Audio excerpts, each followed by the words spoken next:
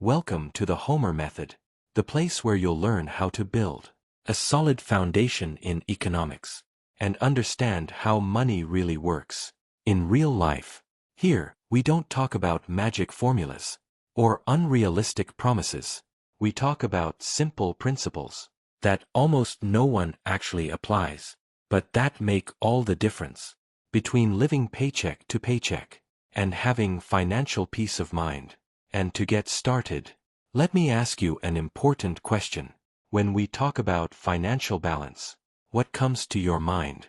Today, the truth is that very few people are able to keep their personal finances in order. This happens largely because of how they were taught to deal with money, or even because they have some financial knowledge, but don't put it into practice in their daily lives. I'm sure you know many people who work, receive their paycheck. In other words, they have a monthly income. But when any unexpected situation happens, they have no money saved and end up relying on credit cards or loans. All of this as an attempt to supplement their income. Now, the first major difference I want to make very clear here is the difference between having money and having income. At first glance, it seems like the same thing. But when we analyze it from a financial education perspective, we realize they are very different things. When we receive our pay from work every month, we are receiving income, for example, $2,000. But that doesn't mean you actually have those $2,000 available, because there are expenses like food, the water bill, electricity, rent, transportation, and so on. This may seem obvious, but most people don't understand this difference. They think that just because $2,000 hit their account, they can spend it on whatever they want, with thoughts like, I'm getting paid today, let's go to that expensive restaurant. And no, enjoying your own money is not wrong. That's not the problem. The problem starts when financial trouble appears, because this basic principle is not understood. If $2,000 came into your account, but you still have bills to pay, then you do not have those $2,000 freely available. And here is the central point of this conversation. The difference between having money and having income. It's about seeing money as part of your personal net worth. Relax, this isn't difficult. It just requires a bit of attention, and you'll understand it. When we receive our paycheck, we get excited. Many people immediately start thinking about what they can buy with the money that just came in. But this is where one of my favorite phrases comes in. If you see money only as a medium of exchange, you will never truly have money. Remember this word, only, because it's impossible not to use money as a medium of exchange. Okay, but what does that phrase really mean? Let's break it down. Imagine you receive some extra money, or even an inheritance, let's say $30,000. Without financial education, the automatic thought is usually, I have money to spend, and then you go out and buy whatever you want. You change cars, you travel, and so on. In a short time, I have money to spend turns into, I have nothing left. Do you see it? It's simple. It's seeing money only as a medium of exchange. In other words, seeing money only as a tool to buy what you want. More clearly, it's using money just to consume products, to buy things, to pay for services. So what's the other way to see money, besides just a medium of exchange? One thing needs to be clear. There's no way to stop using money to pay bills, buy food, or pay rent and transportation. But the idea here is to understand how to use money, not only as exchange, but also as construction. The principle of financial education is to see money as a seed being planted that over time produces fruit. In other words, to see money as personal wealth. Every amount you save, every dollar you put aside, is a small piece of your own net worth. For example, saving $500 a month to invest, letting that amount grow over time, both through monthly contributions and through compound interest, working quietly over the years. And why is this so important? Because you can't seek financial balance by seeing money only as something to spend. If you're watching this video, it's because you want to achieve financial balance, and that becomes very difficult when money serves only to buy and consume whatever shows up. At the beginning, we need to understand which level we are living at. This is fundamental. Look at this example. If today you earn $3,000, don't live like you earn $3,000. Try to live like you earn $2,500, for example. Or if your income today is $2,000 a month, try to live like it's $1,700. Of course, this is just an example, and you should adapt it to your own reality.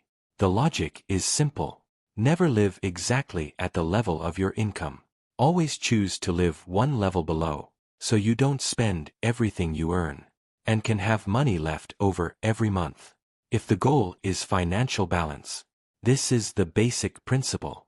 By doing this, you start to actually have money, not just income. As I've mentioned in another video, income is flow. It's like water coming out of a faucet. Now, if that water falls into a bucket with holes, it disappears immediately. That's exactly what happens financially to someone who earns money and spends everything they receive. Now the difference between having money and just having income is very clear, right? I think that example deserves a like. Now, in theory, everything sounds great. Living one level below, not spending everything. But what about in practice? In practice, this is much harder, especially because of social pressure. You see friends financing cars, traveling, posting everything online. But spending money is not wrong. What's wrong is spending money you don't have. In other words, if you don't have the money to buy a car right now, and you need to take on debt to do it, don't buy it, because the financial damage later on will be much worse. As the book, The Total Money Makeover, by Dave Ramsey says, we often need to make sacrifices.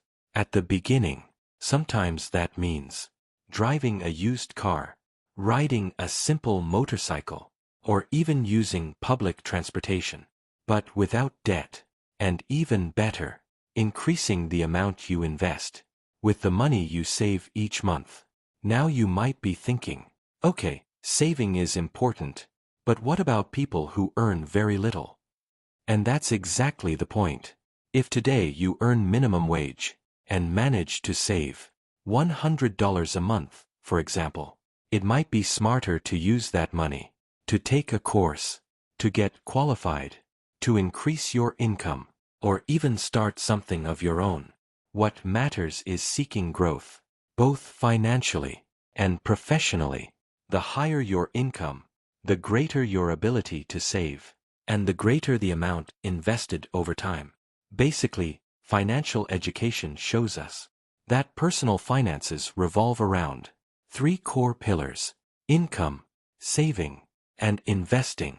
That's why it's also essential to focus on increasing your income so you have more money to manage. And when I talk about saving, I'm not talking about a savings account. I'm talking about the habit of saving, of not spending a portion of your income. Now that you understand these three pillars, let's talk about financial control. Relax. We're getting to financial balance. If you've paid attention up to this point, you already have some financial awareness. To have financial control, you just need to know, even if it's written down, how much you earn and how much you spend each month. Understanding money coming in and money going out, so you can actually apply the idea of living one level below your income. If you have debt, the process is similar, but instead of saving, the extra money goes toward paying off debt. And ideally, you should pay as much as possible, because the more you pay, the faster the debt disappears. If today you're in debt, and manage to live 2 levels below your income. Even better. Now we're getting there. When you understand that money is not just a medium of exchange, that every amount saved is wealth. When you have financial awareness and financial control, and you manage to invest monthly, the next step comes in, the emergency fund. And this emergency fund is essential to achieving financial balance. It may seem unnecessary, but in a few minutes, you'll understand how important it really is. When we don't have financial control, we spend everything, or even more than we earn, using credit cards, as if they were an extension of our income. But that's false income, because the bill arrives the next month. And this is where the emergency fund comes in. Remember the difference between income and money? When you build an emergency fund, you actually have money. For example, if you earn $3,000 and spend $3,000, you have income, but you have no money. At the end of the month, you're at zero. If your paycheck is late, or you lose your job, panic sets in. Now, if you earn $3,000 and spend $2,500, investing the remaining $500 in 10 months, you'll have saved $5,000, not even counting interest. And if something happens, that fund will protect you. That's why the emergency fund is the first investment everyone should make. With it in place, we reach what people call financial balance, bringing much more peace of mind to our financial lives. And if you still have questions about how to build your emergency fund, a video explaining everything will be coming soon here on the channel. So subscribe, leave a like, and turn on notifications so you don't miss any tips.